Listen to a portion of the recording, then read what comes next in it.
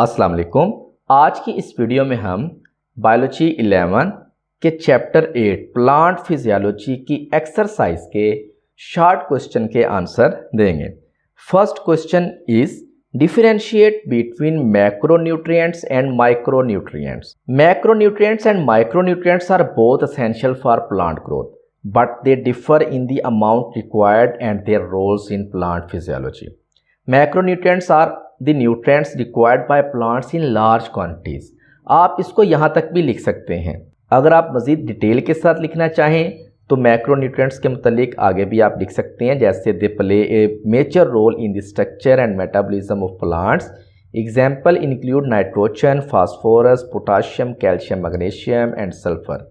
These elements are essential for building protein, nucleic acid and cell walls and for energy transfer and enzymes activation. Next is micronutrients. On the other hand, are required in very small amount but are equally vital for plant growth and development. इसको भी आप यहाँ तक लिख सकते हैं। अगर मज़ीद आप डिटेल में लिखना चाहें तो आगे लिख सकते हैं। They usually function as enzymes, cofactor or in electron transport. Examples include iron, manganese, zinc, copper, molybdenum, boron and chlorine. In short, macronutrients are needed in large amount for plant structure and metabolism, whereas micronutrients are needed in trace amount for catalytic and regulatory function. Next is, what is water potential? Water potential is a measure of the potential energy of water per unit volume relative to pure water. Under standard condition, it is used to predict the direction of water movement, which is always from an area of higher, means less negative water potential, to an area of lower water potential. Next is, what are the main three pathways for the movement of water between plant cells?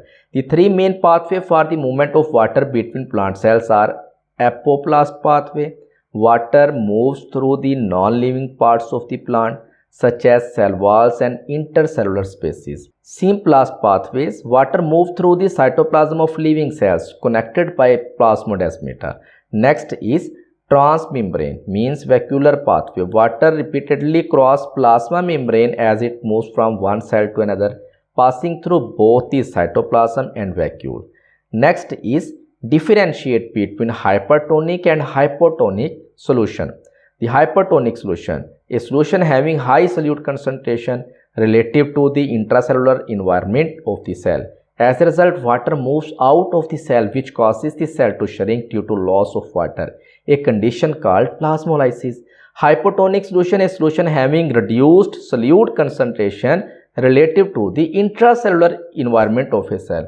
As a result, water enters the cell by osmosis, resulting in the swelling. Next is, what are halophytes? Halophytes are plants that inhabit saline soil with high concentration of salts like NaCl, MgCl2, MgSO4 or saline water. These plants have adaptation to tolerate the relatively high concentration of these salts.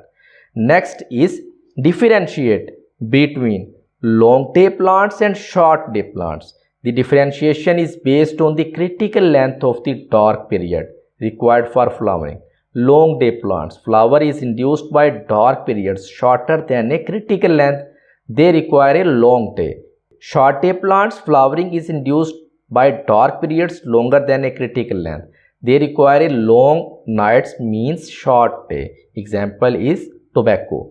Next is, write down the phases of plant growth. Plant growth is typically comprised of three main phases: cell division phase, active mitosis to increase cell number, cell elongation phase, cell absorb water and swell, increasing the plant organ's length. Next is cell differentiation phase, means maturation phase. Cells undergo specialization, developing into specific types such as xylem and phloem to perform distinct function. Next is differentiate between vernalin and floragen. Vernalin, a hormone stimulated by exposure to low temperature. Its production induced vernalization in biennial and perennial plants. Floragen, a hormone whose production is stimulated by the biological clock, means photoperiodism.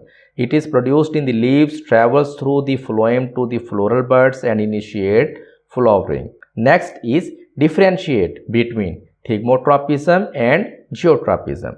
Thigmotropism, it is the movement in response to stimulate of touch.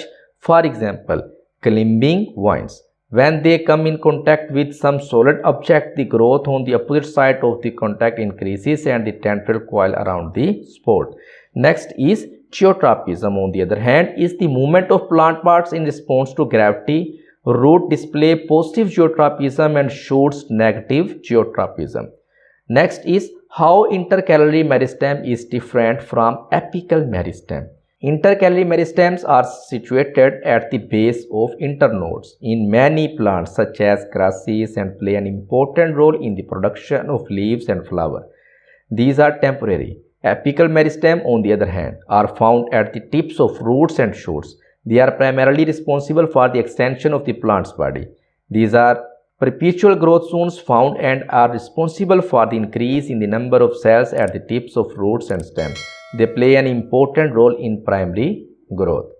तो ये थे chapter 8 plant physiology की exercise के short question. Next video में इंशाल्लाह हम chapter 9 human digestive system की exercise को सॉल्व करेंगे। तब तक के लिए अल्लाह हाफिज़।